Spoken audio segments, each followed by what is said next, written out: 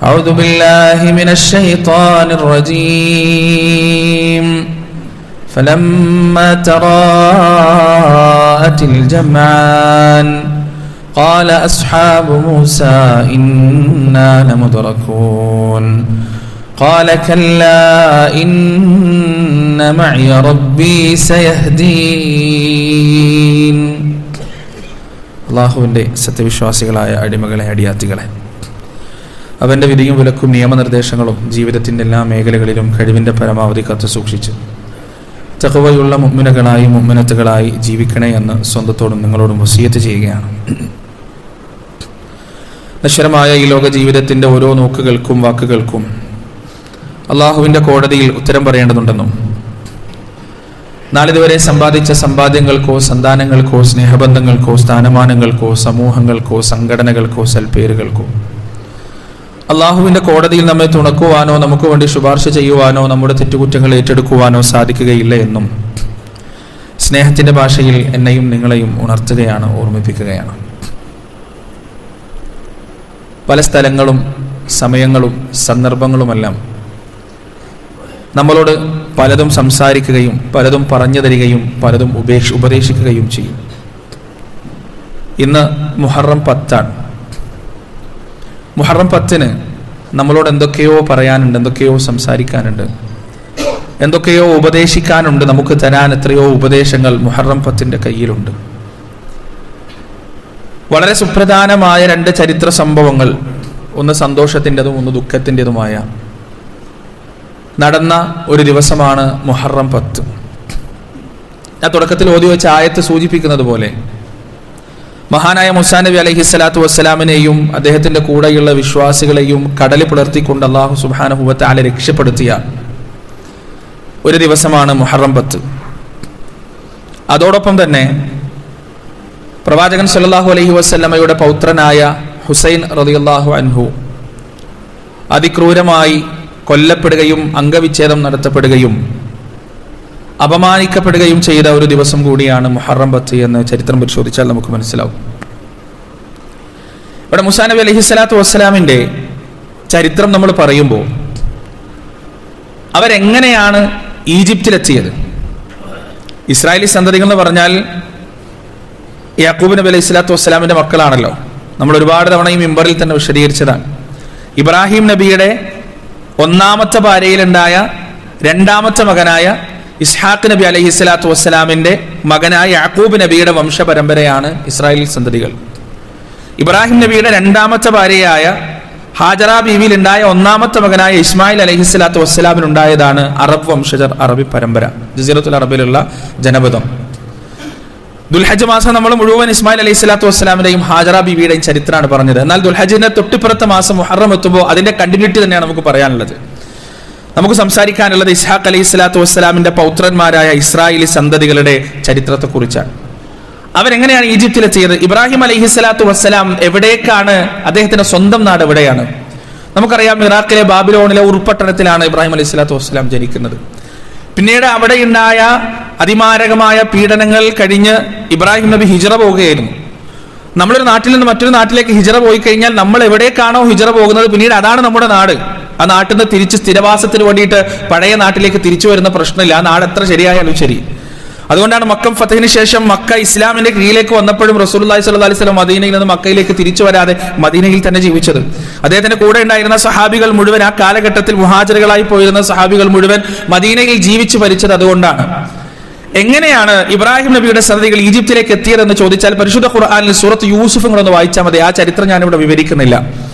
യൂസുഫിൽ തുടക്കത്തിൽ അലിഫ് ലാം റാ തിൽക ആയാത്തുൽ മുബീൻ എന്നൊക്കെ പറഞ്ഞ് അല്ലാഹു ആ കഥ തുടങ്ങുന്നതിന്റെ തൊട്ടു മുമ്പ് ഒരു ആയത്ത് പറയുന്നുണ്ട്, നഹ്നു നഖുസ്സു അലൈക അഹ്സനൽ ഖസസ് ബിമാ ഔഹൈനാ ഇലൈക. ഞാൻ ഇതുവരെ പറഞ്ഞു തന്നതിൽ ഏറ്റവും നല്ല കഥയാണ് നബിയെ അങ്ങേക്ക് ഞാൻ പറഞ്ഞു തരാൻ പോകുന്നത്. അതുകൊണ്ട് ശ്രദ്ധിച്ച് സാഗൂതം ശ്രവിക്കുക എന്ന രൂപത്തിലാണ് അല്ലാഹു സുബ്ഹാനഹു വ തആല ആ കഥ തുടങ്ങുന്നത്. യൂസുഫ് അലൈഹി സ്വലാത്തു വസ്സലാമിന്റെ സഹോദരന്മാർക്കുണ്ടായ മോശമായ ചില അസൂയകൾ കാരണം അവർ അദ്ദേഹത്തെ ഒരു പൊട്ടക്കിണറ്റിൽ ഉപേക്ഷിക്കുകയും സന്ദർഭവശാൽ അതിലെ യാത്ര ചെയ്യുന്ന ഒരു യാത്രാ സംഘം അദ്ദേഹത്തെ കിണറ്റിൽ നിന്ന് വലിച്ചെടുത്ത് ഈജിപ്തിലെ ഒരു അടിമച്ചന്തയിൽ കൊണ്ടുപോയി വിൽക്കുകയും ആ അടിമച്ചന്തയിൽ നിന്ന് ഈജിപ്തിലെ ഒരു പ്രമാണിയായ അസീസ് എന്ന് ഖുർആൻ വിശേഷിപ്പിച്ച മനുഷ്യൻ യൂസുഫ് അലൈഹി സ്വലാത്തു വസ്സലാമിലെ വിലക്ക് വാങ്ങുകയും അദ്ദേഹം പ്രായപൂർത്തിയായപ്പോ അനിതര സാധാരണമായ സൗന്ദര്യം കൊണ്ട് അള്ളാഹു അനുഗ്രഹിക്കുകയും ആ കാരണം കൊണ്ട് ചില ഫിത്നകൾ ഉണ്ടാകുകയും അങ്ങനെ വ്യഭിചാരം വേണോ തടവറ വേണോ എന്ന് തിരഞ്ഞെടുക്കപ്പെടുന്ന ഒരു അവസ്ഥ യൂസുഫ് നബിയുടെ ജീവിതത്തിൽ വന്നപ്പോ റബ്ബി സിജ്നു അഹബ്ബു ഇലയ്യ മിമ്മാ യദ്ഊനനി ഇലൈ, എനിക്ക് അവരെന്നെ ക്ഷണിക്കുന്ന വ്യഭിചാരത്തിനേക്കാൾ ഇഷ്ടം അള്ളാഹുവെ തടവറയാണെന്ന് അള്ളാഹുവിനോട് പറയുകയും യൂസുഫ് അലൈഹി സ്വലാത്തു വസ്സലാം തടവറയിലേക്ക് പോകുകയും ചരിത്രകാരന്റെ അഭിപ്രായ പ്രകാരം 7 കൊല്ലം തടവറയിൽ നിരപരാധിയായി കഴിച്ചുകൂട്ടുകയും പിന്നീട് നിരപരാധിത്വം തെളിയിക്കപ്പെടുകയും അധികാരത്തിലേക്ക് നേരെ അവരോധിക്കപ്പെടുകയും ചെയ്ത യൂസുഫ് അലൈഹി സ്വലാത്തു വസ്സലാമിന്റെ ചരിത്രം. അദ്ദേഹത്തിന്റെ അധികാരമേൽക്കലിന് ശേഷമാണ് ഫലസ്തീനിൽ നിന്ന് യാക്കൂബ് അലൈഹി സ്വലാത്തു വസ്സലാമും അദ്ദേഹത്തിന്റെ ഭാര്യമാരും ബാക്കിയുള്ള 11 മക്കളും ഈ ഈജിപ്തിലേക്ക് എത്തുകയും അവിടെയുള്ള അന്നത്തെ ഭരണാധികാരിയുടെ സമ്മതത്തോടെയും ഒത്താശയോടും കൂടി അവരവിടെ ജീവിക്കാൻ തുടങ്ങുകയും ചെയ്തത്. 40 സംവത്സരങ്ങൾ കടന്നതോടുകൂടി ഇസ്രായേൽ സന്തതികൾ വളർന്ന് പടർന്ന് പന്തലിച്ച് വലിയ ഒരു ഉമ്മത്തായി ജനപദമായി മാറിയപ്പോ സ്വാഭാവികമായി അവിടെ ഫാസിസം തലപൊക്കി എന്നതാണ് ചരിത്രം നമുക്ക് പറഞ്ഞു തരുന്ന ഒരു കഥ അല്ലെങ്കിൽ പാഠം. കോപ്റ്റിക് വംശജരായ ഈജിപ്തിലെ തദ്ദേശീയർക്ക് ഭയം തുടങ്ങി, പേടി തുടങ്ങി. ഇതിപ്പോ ഇവര് ആകെ വളർന്നു പന്തലിച്ച് ഞങ്ങളുടെ സിംഹാസനം അധികാരം കൂടി തട്ടിയെടുക്കുമോ എന്ന പേടിയിൽ നിന്നാണ് ആ ക്രൂരമായ കിരാതമായ നരനായാട്ടിന്റെ ആക്രമണങ്ങളുടെ പ്രയാസപ്പെടുത്തലുകളുടെ കഥകൾ ആരംഭിക്കുന്നത് അവിടെയാണ്.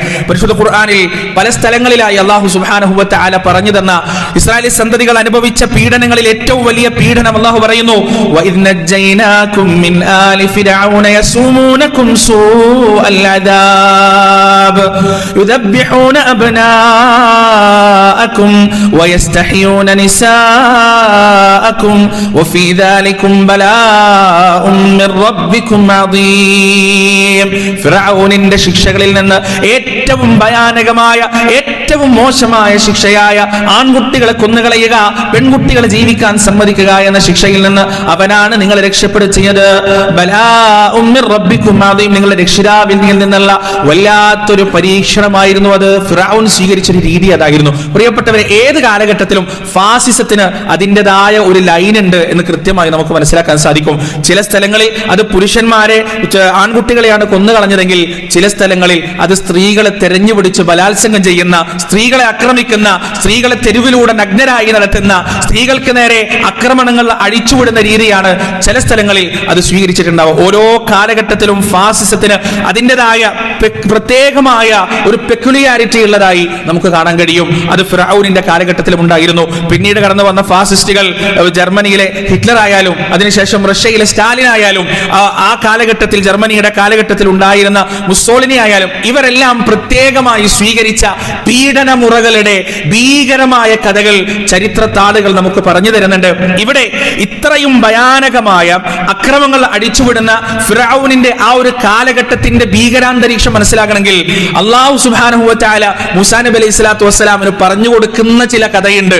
സൂറത്തു ത്വാഹയിൽ മൂസാ അലൈഹി സ്വലാത്തു വസ്സലാം ഒരു വെളിച്ചം കണ്ടിട്ട് സീനാ പർവ്വതത്തിലേക്ക് പോയി അവിടുന്ന് അള്ളാഹുമായി സംസാരിച്ച് ചില ആവശ്യങ്ങളും ചില കാര്യങ്ങളുമെല്ലാം അള്ളാഹുവിനോട് ചോദിച്ചപ്പോ അള്ളാഹു അദ്ദേഹത്തോട് മറുപടി പറഞ്ഞു, ഖാല ഖദ് ഊതീത സുഅലക യാ മൂസ, മൂസ പേടിക്കണ്ട, നീ എന്തൊക്കെ ചോദിച്ചോ അതൊക്കെ ഇതാ ഞാൻ നിനക്ക് തന്നിട്ടുണ്ട്. മാത്രമല്ല കേട്ടോ, വേറെ ചിലതും കൂടി എനിക്ക് നിന്നോട് പറയാനുണ്ട്. എന്താണത്?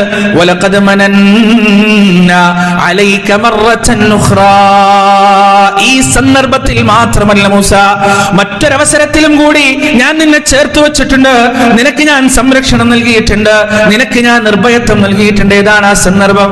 ഇദ് ഔഹൈനാ ഇലാ ഉമ്മിക മാ യുഹാ, നിന്റെ ഉമ്മാക്ക് ചില ബോധനങ്ങൾ, നിന്റെ ഉമ്മാക്ക് ചില വഹീകൾ ഞാൻ നൽകിയ സന്ദർഭമാണത്. അനിഖ്ദി ഫീഹി ഫിത്താബൂത്ത് ഫഖ്ദി ഫീഹി ഫിൽ യം ഫൽയുൽഖിഹിൽ യംമു ബിസ്സാഹിൽ ഫൽയഖുദുഹു അദുവ്വുൻ ലീ വഅദുവ്വുൻ ലഹു വഅൽഖൈതു അലൈക മഹബ്ബതൻ മിന്നി വലിതുസ്നഅ അലാ ഐനി. പേടിച്ചരണ്ട നിന്റെ മാതാവിന്റെ ഹൃദയത്തിന് ഞാൻ സമാധാനം നൽകുകയാണ്, ഭയപ്പെടേണ്ടതില്ല. ദുഃഖിക്കേണ്ടതില്ല. ആ ചോര പൈതലിനെ ഒരു പെട്ടിയിലേക്ക് ഇട്ടുകൊള്ളുക.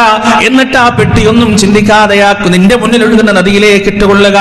ആ നദിയുടെ ഒഴുക്ക് ഒരു സ്ഥലത്തേക്ക് ആ പെട്ടിയെ എത്തിക്കുന്നതാണ്. എനിക്കും അവനും ശത്രുവായിട്ടുള്ള ഒരുത്തന്റെ അടുത്തേക്ക് ആ ഒഴുക്ക് പെട്ടിയെ എത്തിക്കുന്നതാണ്.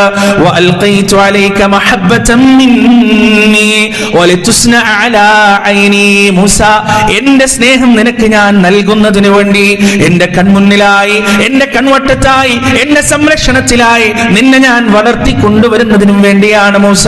അള്ളാഹുവിന്റെ വാക്ക് നിങ്ങളൊന്ന് ശ്രദ്ധിച്ചു നോക്ക്. എന്റെ സ്നേഹം നിനക്ക് ഞാൻ തരുന്നതിന് വേണ്ടിയിട്ടാണ് കേട്ടോ ഞാൻ ഇതൊക്കെ ചെയ്തത് എന്നാണ്. ഇതെന്തിനാ അള്ളാഹ് പറഞ്ഞു കൊടുക്കുന്ന അറിയോ? മൂസാ നബി അലൈഹി സ്വലാത്തു വസ്സലാമിന് അള്ളാഹു ഭാരിച്ചൊരു ദൗത്യം കൊടുക്കാൻ. ആ ദൗത്യം എന്ന് പറഞ്ഞാൽ ചെറിയ ദൗത്യമൊന്നുമല്ല, അത്ര ഈസിയായ നിസ്സാരമായ വിഷയമൊന്നുമല്ല. ഈ പറയപ്പെട്ട കിരാത താണ്ഡവങ്ങൾ മുഴുവനാടുന്ന ഫിർഔനിന്റെ അടുത്തേക്ക് അള്ളാഹുവിനെ കുറിച്ച് പറഞ്ഞു കൊടുക്കാനും ഇസ്രായേലി സന്തതികളെ മോചിപ്പിച്ചു കൊണ്ടുവരാൻ വേണ്ടിയിട്ടാണ് പറഞ്ഞയക്കുന്നത്.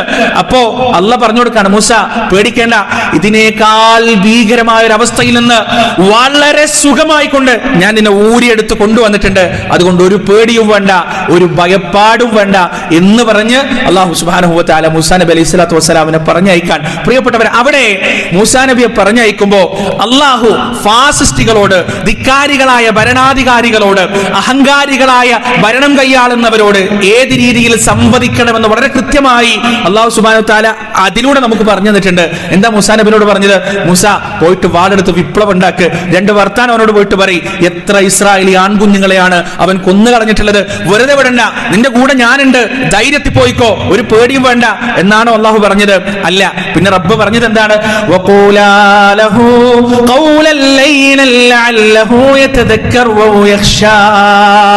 നിങ്ങൾ രണ്ടുപേരും ഫിർഔനിന്റെ അടുത്ത് പോയി സംസാരിക്കേണ്ടത് സമാധാനമുള്ള സൗമ്യതയുടെ വാക്കുകൾ ഉപയോഗിച്ചിട്ടാണ്. വളരെ സൗമ്യതയോടെയാണ് സംസാരിക്കേണ്ടത്.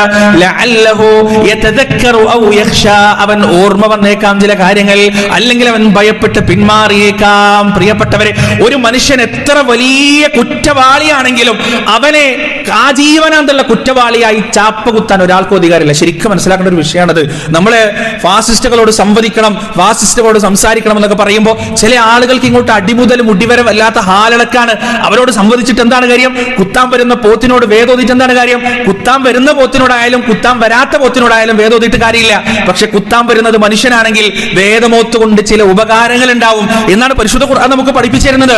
പ്രിയപ്പെട്ടവരെ, എത്ര വലിയ വർഗീയവാദിയായാലും ആ വർഗീയത കൊണ്ടല്ല നമ്മൾ പ്രതികരിക്കേണ്ടത്.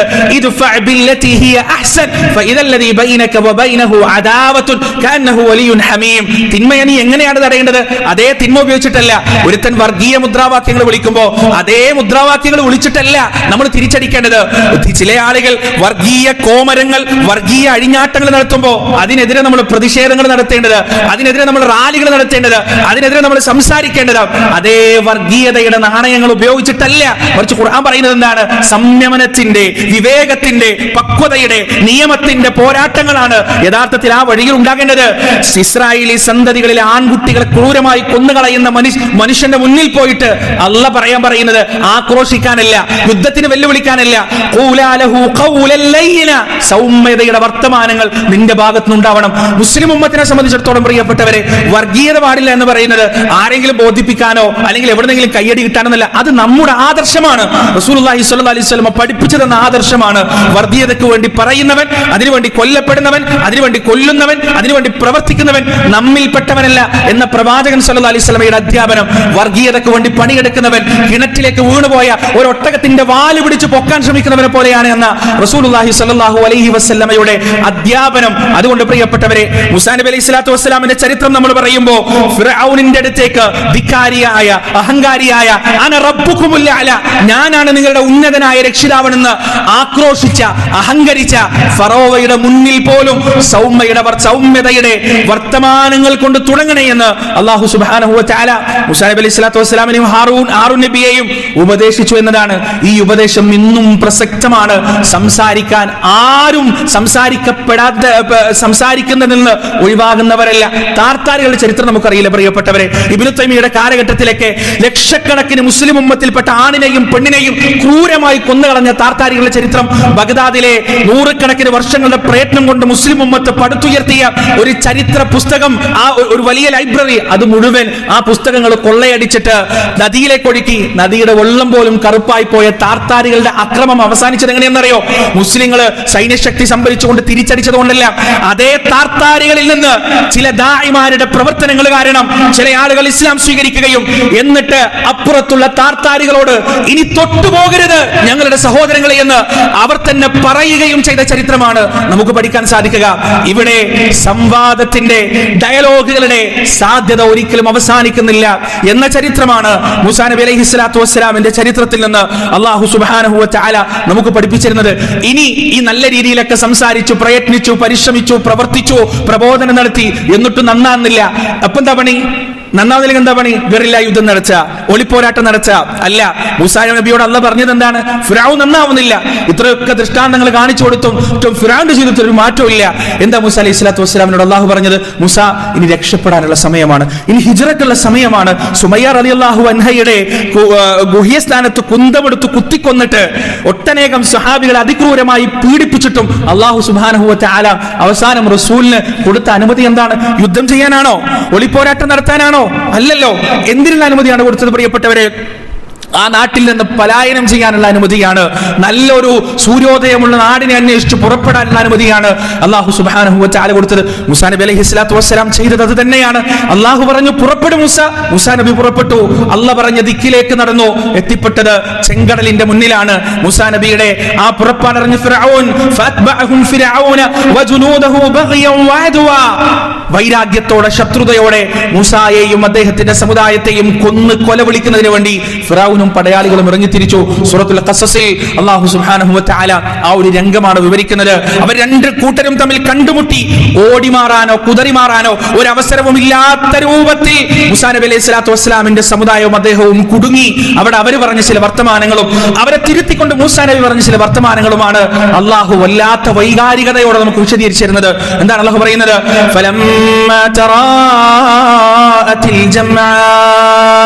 അങ്ങനെ രണ്ട് വിഭാഗവും കണ്ടുമുട്ടിയപ്പോ ഒന്നാമത്തെ വിഭാഗം നാട്ടിൽ നിന്ന് പലായനം ചെയ്യുന്ന നിരായുധരായ വിഭാഗമാണ്, ഇസ്രായേലി സന്തതികളാണ്. രണ്ടാമത്തെ വിഭാഗം ഏതാണ്? ഒരു ജനപദത്തെ മുഴുവൻ ഉന്മൂലനം ചെയ്യാൻ, നിഷ്കാസനം ചെയ്യാൻ, അവരെ കൊന്ന് ഭൂമിയിൽ നിന്ന് തുടച്ചു നീക്കുന്നതിന് വേണ്ടി സർവായുധ സജ്ജരായി വരുന്ന പടയാളികളാണ്. ഫിർഔനും പടയാളികളുമാണ്. ഈ രണ്ട് വിഭാഗവും കണ്ടുമുട്ടിയപ്പോ മൂസാ നബിയുടെ ജനത പറയുകയാണ്, അദ്ദേഹത്തിന്റെ ആളുകൾ പറയുകയാണ്, ഇനി ഒരു രക്ഷയുമില്ല കേട്ടോ, ഇനി രക്ഷപ്പെടാനുള്ള ഒരു പഴുതുമില്ല, എല്ലാം അവസാനിക്കുകയാണ്, എല്ലാം ഇവിടെ തീരുകയാണ്. നമ്മുടെ മുന്നിൽ വെച്ച് നമ്മുടെ കുഞ്ഞുങ്ങളെയും സ്ത്രീകളെയും ഇവരിതാ കൂട്ടമായി കൊന്നുകളയാൻ പോകുകയാണ്. അവരാകെ നിരാശപ്പെടുകയാണ്. ആ സമയം ആ നിരാശയുടെ ഇരുട്ടിന്റെ അപങ്കുരമായ തമസ്സിനെ ഭേദിച്ചുകൊണ്ട് മൂസാ നബി അലൈഹി സ്വലാത്തു വസ്സലാമിന്റെ വാക്കുകൾ വരികയാണ്. ഖാല കല്ലാ ഇന്ന മഈ റബ്ബി സയഹ്ദീൻ. പറയുന്നത് പോലെയല്ല, നിങ്ങൾ പറയുന്നത് പോലെയല്ല വിഷയങ്ങൾ. ഇന്ന മഈ റബ്ബി, എന്റെ കൂടെയുള്ളത് എന്റെ രക്ഷിതാവാണ്, എന്റെ റബ്ബാണ്. സയഹ്ദീൻ, അവൻ എനിക്ക് വഴി കാണിച്ചു തരിക തന്നെ ചെയ്യുന്നതാണ്. മൂസാ നബി അലൈഹി സ്വലാത്തു വസ്സലാമിന്റെ വാക്കാണ്. അവിടെയാണ് കഴിഞ്ഞ ദിവസങ്ങളിലും കാലങ്ങളിലുമെല്ലാം ഒട്ടനവധി അത്ഭുതങ്ങൾ കാണിച്ചു കൊടുത്ത അതേ വടി കൊണ്ട് റബ്ബ് പറയുകയാണ്, മൂസാ, നിന്റെ മുന്നിലുള്ള ആർത്തലയ്ക്കുന്ന തിരമാലയിലേക്ക് നീ ഒന്ന് അടിച്ചുകൊള്ളുക. മൂസാ നബി അലൈഹി സ്വലാത്തു വസ്സലാം ആ വടി കൊണ്ട് തിരമാലയിലേക്ക് അടിച്ചപ്പോ അത്ഭുതപ്പെടുത്തിക്കൊണ്ട് ആ തിരമാലകൾ പർവ്വതങ്ങൾ പോലെ രണ്ട് ഭാഗത്തേക്കും ഒന്ന് നീങ്ങി നിൽക്കുകയാണ്. ഇസ്രായേലി സന്തതികൾ മൂസാ നബിയും അതിലൂടെ രക്ഷപ്പെടുന്നു. ഫറോവയും പടയാളികളും അതേ നദിയിൽ തന്നെ, അതേ ചെങ്കടലിൽ തന്നെ മുങ്ങി മരിക്കുകയും ചെയ്യുന്നു. ഇതാണ് മുഹറം 10 സംഭവിച്ചു എന്ന് പറയുന്ന ചരിത്രം. ഇവിടെ നമുക്കുള്ള വലിയ ഗുണപാഠം എന്താണെന്നറിയോ പ്രിയപ്പെട്ടവരെ? നമ്മൾ നിസ്കാരത്തിൽ ഇങ്ങനെ ഖുർആൻ ഫാത്തിഹ ഓതുമ്പോ സിറാത്തൽ ലദീന അൻഅംത അലൈഹിം ഗൈറിൽ മഗ്ദൂബി അലൈഹിം വലദ്ദാലീൻ എന്ന് നമ്മൾ ഓതാറുണ്ട്. അല്ലാഹുവേ, നീ അനുഗ്രഹിച്ചവരുടെ മാർഗത്തിൽ എന്നെ നീ ചേർക്കണേ. നീ കോപിച്ചവരുടെ മാർഗത്തിലല്ല, വഴിപിഴച്ചവരുടെ മാർഗത്തിലുമല്ല. ഒരു മനുഷ്യന്റെ ജീവിതത്തിൽ വരാനിരിക്കുന്ന ഏറ്റവും വലിയ ദുരന്തം അള്ളാഹുവിന്റെ കോപം അവൻ സമ്പാദിക്കുക എന്നതാണ്. അത് സമ്പാദിച്ചവർ ജൂതന്മാരാണ് എന്നാണ് റസൂലുള്ളാഹി സ്വല്ലല്ലാഹി അലൈഹി വസല്ലം നമുക്ക് പഠിപ്പിച്ചത്. എന്തുകൊണ്ടാണ് ജൂതന്മാരുടെ മേൽ അള്ളാഹുവിന്റെ കോപവും ശാപവും ഉണ്ടായത്? അതിന്റെ ഏറ്റവും വലിയ കാരണം എന്ന് പറയുന്നത് എണ്ണമറ്റ അത്ഭുതങ്ങളും ദൃഷ്ടാന്തങ്ങളും ദൃഷ്ടാന്തങ്ങളും അവർ കണ്ടിട്ടും അവർ നന്ദികേട് കാണിച്ചു എന്നതാണ്. അവരുടെ മുന്നിൽ നിന്നാണ് കടൽ രണ്ടായി പടർന്നിട്ട് പർവ്വതം പോലെ രണ്ട് ഭാഗത്തേക്ക് മാറി നിന്നത്. അവരുടെ മുന്നിൽ നിന്നാണ് മൂസാ നബി അലൈഹി സ്വലാത്തു വസ്സലാം വടികൊണ്ടടിച്ചിട്ട് ഉണങ്ങിയ പാറക്കെട്ടിൽ നിന്ന് 12ഓളം അരുവികൾ സുഗമമായി ഒഴുകി വന്നത്.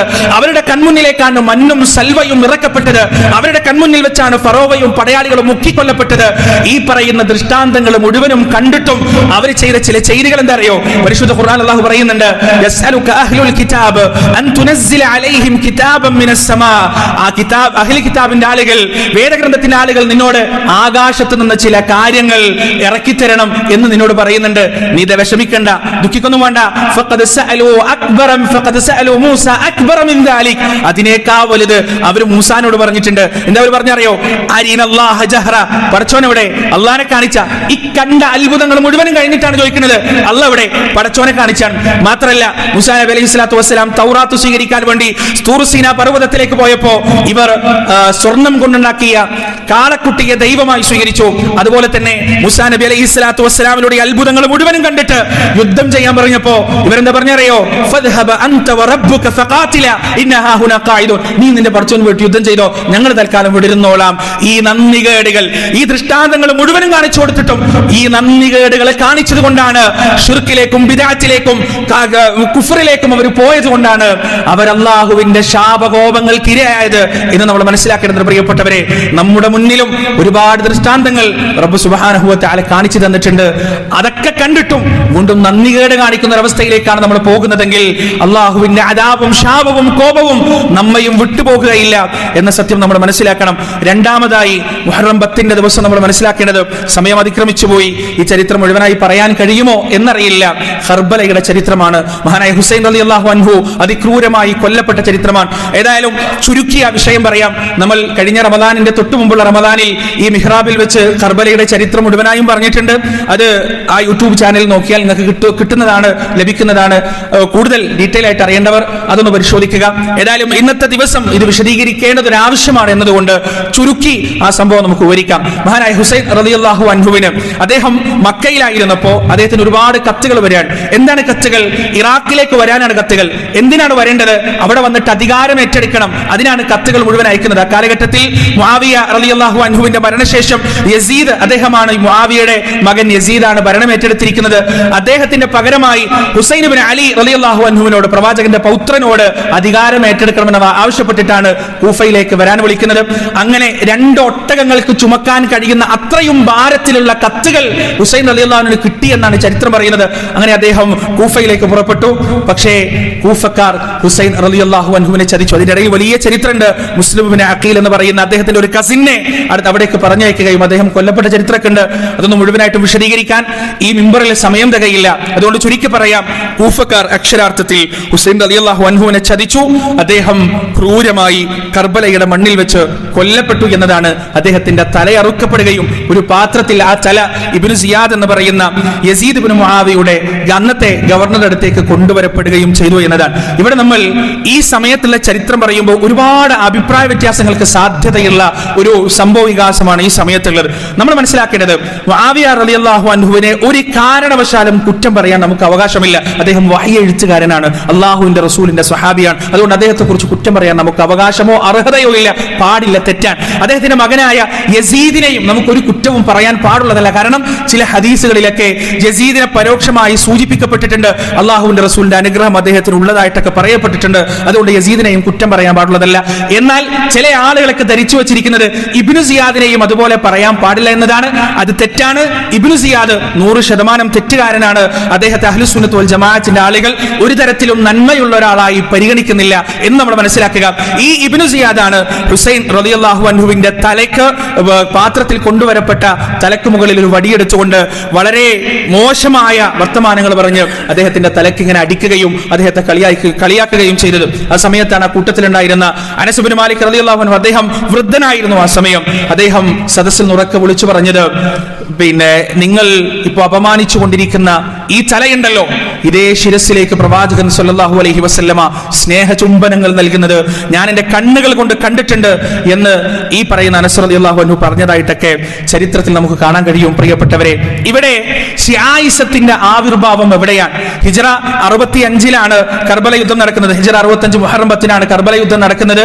അത് കഴിഞ്ഞ് 4 വർഷത്തിന് ഹിജ്റ 61-ലാണ് കർബല യുദ്ധം നടക്കുന്നത്. അത് കഴിഞ്ഞ് 4 വർഷത്തിന് ശേഷം ഹിജ്റ 65-ൽ ഹുസൈൻ റളിയല്ലാഹു അൻഹുവിനെ കൊന്നവരെ തിരിച്ചു കൊല്ലാൻ വേണ്ടി, പക വീട്ടാൻ വേണ്ടിയിട്ട് തൗവാബൂൻ എന്ന് പറയുന്ന, തൗവാബീൻ എന്ന് സ്വയം വിശേഷിപ്പിച്ച ചില ആളുകൾ കൂഫയിൽ നിന്ന് സിറിയയിലേക്ക് പുറപ്പെട്ടു.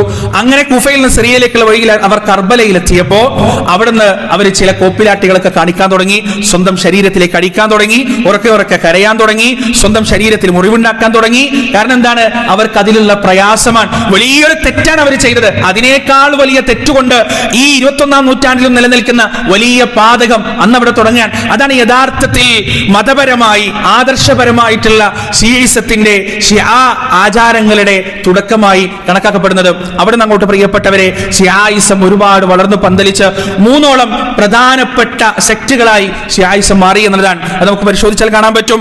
1 സൈദികളാണ്, 2 ഇസ്മായിലികളാണ്, 3 ഇത്നാ അശരികളാണ്. ഈ സൈദികൾക്ക് ഒരു പ്രത്യേകതയുണ്ട്. സൈദികൾ എന്ന് പറയുന്നത് അവർ അബൂബക്കർ സിദ്ദീഖ് റളിയല്ലാഹു അൻഹുവിനെയോ ഉമർ ഇബ്നുൽ ഖത്താബ് റളിയല്ലാഹു അൻഹുവിനെ തെറി പറയുകയില്ല. ബാക്കിയുള്ള 2 വിഭാഗക്കാരും അവരുടെ ഷഹാദത്ത് പൂർത്തിയാവണമെങ്കിൽ ഈ പറയുന്ന അബൂബക്കർ സിദ്ദീഖിനെയും ഉമർ ഇബ്നുൽ ഖത്താബിനെയും ഉസ്മാൻ ഇബ്നു അഫ്ഫാനെയും തള്ളിപ്പറയുകയും നിഷേധിക്കുകയും തെറി പറയുകയും ചെയ്താൽ മാത്രമേ അവരുടെ ഷഹാദത്ത് പൂർത്തിയാകൂ എന്ന് വിശ്വസിക്കുന്നവരാണ് ഈ പറയുന്ന ഇസ്മായിലികളാകട്ടെ ഇത്നാ അശരികളാകട്ടെ. എന്നാൽ സൈദികൾ ആ ഒരു വിശ്വാസം വെച്ചു പുലർത്തുന്നവരല്ല.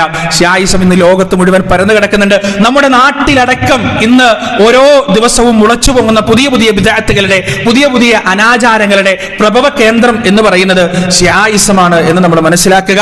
ഇസ്ലാമിനെ നശിപ്പിക്കാൻ പിശാച് ഉണ്ടാക്കിയ പഴക്കം ചെന്നൊരായുധമാണ് ശിഈസം എന്ന് നമ്മൾ മനസ്സിലാക്കുക. അല്ലാഹു സുബ്ഹാനഹു വ തആല ഈ മുഹറം 10 വലിയൊരു സന്തോഷമുള്ള ദിവസം, അതോടൊപ്പം വലിയൊരു ദുഃഖമുള്ള ദിവസം, ഈ 2 ചരിത്രങ്ങളിൽ നിന്നും കൃത്യമായ പാഠം ഉൾക്കൊണ്ടുകൊണ്ട് ജീവിതത്തെ ധന്യമാക്കാൻ റബ്ബ് സുബ്ഹാനഹു വ തആല നമുക്ക് എവർക്കും തൗഫീഖ് നൽകുമാറാകട്ടെ. വനസ്തഗ്ഫിറുല്ലാഹ ലി വലക്കും വഅൻ ജമീഇൽ മുസ്ലിമീന അജ്മഈൻ വനസ്തഗ്ഫിറുഹു ഇന്നഹു ഹുവൽ ഗഫൂറുർ റഹീം.